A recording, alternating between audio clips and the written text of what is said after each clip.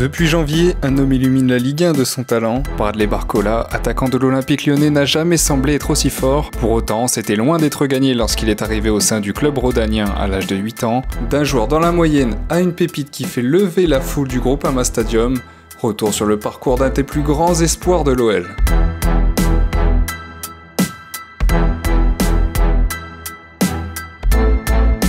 Héroïque et auteur de 3 passes décisives lors de la victoire de l'OL contre le MHSC, Bradley Barcola est aujourd'hui devenu l'un des chouchous du public lyonnais et ses dernières prestations n'ont fait que renforcer ce sentiment. Mais sa carrière aurait pu prendre un autre tournant durant le dernier mercato hivernal, puisque l'attaquant d'Egon voulait être prêté dans un autre club afin d'obtenir plus de temps de jeu. Suite au départ de Karl Toko Ekambi et Tété, Laurent Blanc a tout de même voulu miser sur le jeune prodige qui avait énormément travaillé pour parvenir à s'imposer dans l'équipe professionnelle. Avec ses 7 réalisations et autant de passes décisives depuis janvier, l'ailier de 20 ans est le Lyonnais le plus décisif de cette saison derrière Alexandre Lacazette. C'est donc un pari gagnant pour celui qui n'a pas obtenu la confiance de Peter Bosz. Né le 2 septembre 2002 à Villeurbanne, Bradley Barcola a commencé le football dans le club de sa ville natale, à l'AS Buers en 2006. Mais seulement 2 ans après ses débuts, le jeune Bradley rejoint déjà l'Olympique Lyonnais à l'âge de 8 ans. Depuis, il n'a jamais quitté son club de cœur et a effectué toutes ses classes chez les Gaunes. Pendant sa formation, il évolue au poste d'avant-centre ou quelquefois en tant qu'ailier grâce à sa faculté à crocheter pour se mettre sur son pied droit et finir. De plus, il avait une excellente gâchette devant le but, notamment sur les buts de loin comme le précise Cyril Dosch, son ancien entraîneur en U15. Une excellente finition qui lui a d'ailleurs permis de finir meilleur buteur en U17. Son point faible était sans doute son jeu de tête lié à son aspect athlétique. Ça semble encore être le cas aujourd'hui puisqu'il n'a pas encore inscrit le moindre but de la tête en professionnel. Plus jeune, il n'avait pas le même gabarit qu'à l'heure actuelle comme l'explique Amaury Barlet. Sur l'aspect athlétique, il était longiligne et ça n'a jamais été le plus costaud. Il était grand, au-dessus de la moyenne en tout cas, et il était tout frêle, et j'ai l'impression qu'il y a encore énormément de marge. Sa carrière prend ensuite un réel tournant lors de la saison 2019-2020, où le numéro 26 de l'OL va se démarquer en inscrivant 11 buts en 17 rencontres avec les U19. Ses performances lui valent d'être appelé pour la première fois avec l'équipe de France U18, mais en raison de la pandémie qui a frappé le monde entier, les matchs internationaux ont été annulés et sa saison arrêtée. Le 17 janvier 2020, Bradley Barcola signe un contrat stagiaire avec son club formateur à l'âge de 17 ans.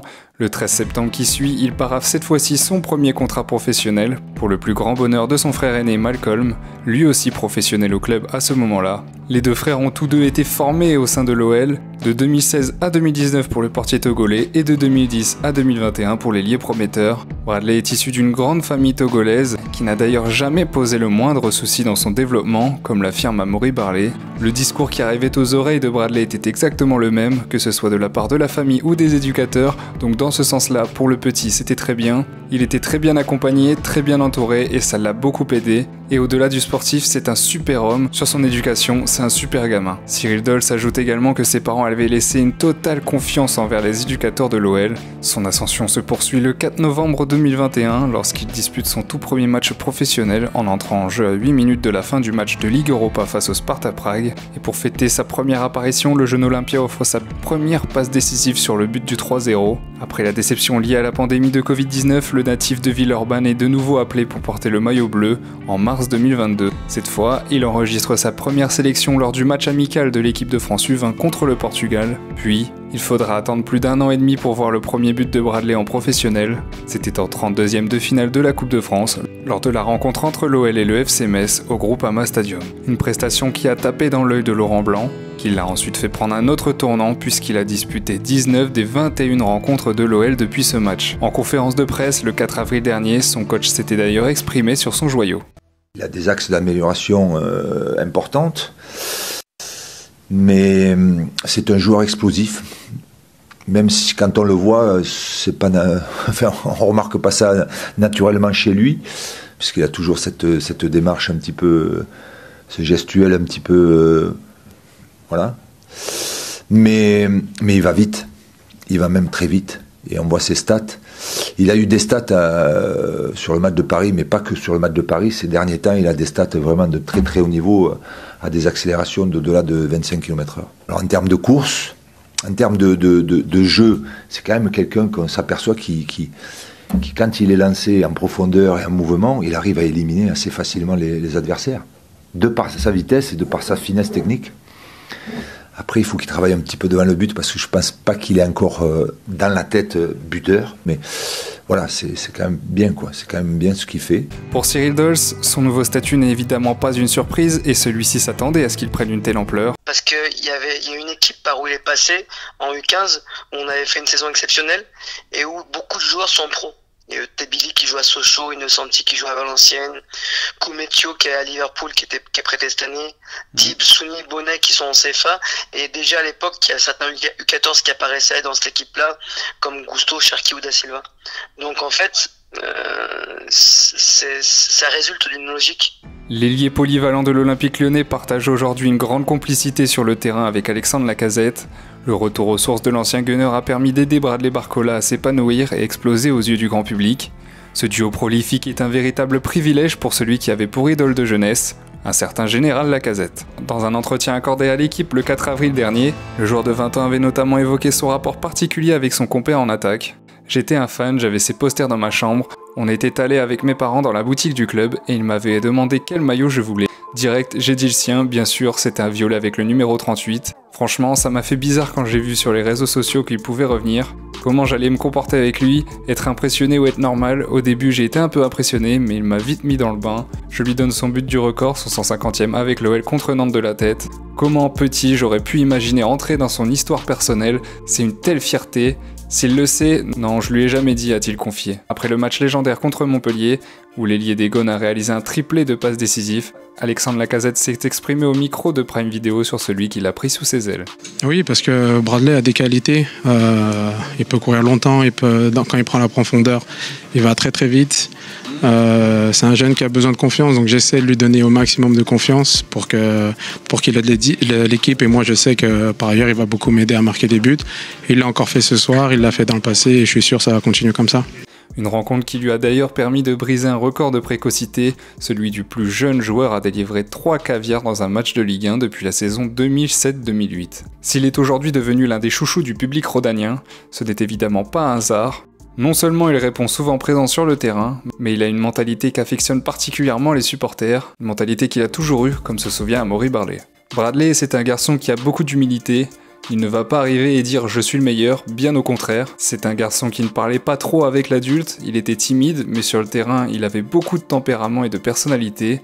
Il était très compétiteur, il est arrivé au club très tôt et avait un groupe de copains où il a vraiment lié de grosses amitiés, notamment avec Castello Luqueba. De grosses amitiés qui se sont entretenues au fil des années, avec des garçons qui ont franchi les étapes avec lui, ajoute celui qui l'a formé en U12, U13 et U16.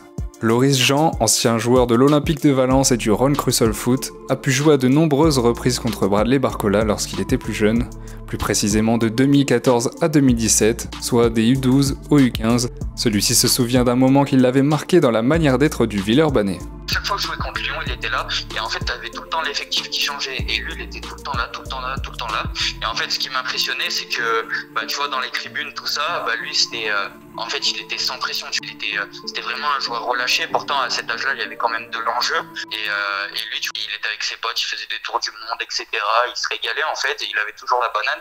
Et moi, c'est ce qui m'a surpris, dans le sens où il n'était pas impacté par l'enjeu, quoi. Lorsque Laurent Blanc est arrivé à la tête de l'OL, le jeune Barcola n'a pas immédiatement convaincu le technicien de 57 ans. Pour preuve, il n'a disputé qu'une seule minute en 9 rencontres de Ligue 1 entre le 7 octobre et le 11 janvier, mais grâce à son travail, il a réussi à retourner la situation en sa faveur pour devenir un joueur incontournable de cet effectif, une force de travail qu'il avait déjà lors de ses jeunes années, comme en témoigne Loris. Dans le lot de joueurs, en fait, mon petit, je l'ai rencontré plutôt souvent, quoi. Il sortait pas du lot, quoi. C'était un joueur qui était très athlétique déjà, à travers son âge, parce que même quand il était jeune, il était assez grand, avec une vitesse de percussion intéressante, etc. Après, en revanche, techniquement, je trouvais qu'il avait des difficultés dans le sens où il sortait pas du lot. J'ai pu aussi côtoyer Ryan Cherki, des joueurs comme ça, des joueurs aussi, Bill Comessio qui joue maintenant à Liverpool. C'était des joueurs qui m'impressionnaient bien plus que Bradley, quoi. Mais je pense que c'est un travailleur acharné, et en fait, tous les ans, il était là. Et en fait, à cet âge-là, tu te rends vite compte que quand tu rentres dans une cellule de centre de formation, tous les ans, il y a de l'écrémage, dans le sens, quand tu passes les paliers, c'est quand même t'es un joueur intéressant. Donc je me suis dit que malgré tout, il devait avoir bien sûr des qualités, parce qu'il a franchi les paliers. Une chose est sûre, Bradley est un véritable bosseur. C'est en tout cas l'adjectif qui revient dans toutes les bouches de ceux qui l'ont côtoyé. Cyril Dols le surnomme même le patient lyonnais. Le patient lyonnais parce que lui, il allait chercher les choses dans la discrétion.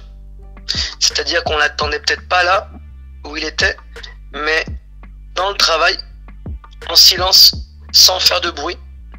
Et souvent, le travail se fait en silence, mais le succès résonne. Et ben, il est arrivé à ses fins par le chemin dont je viens de te parler.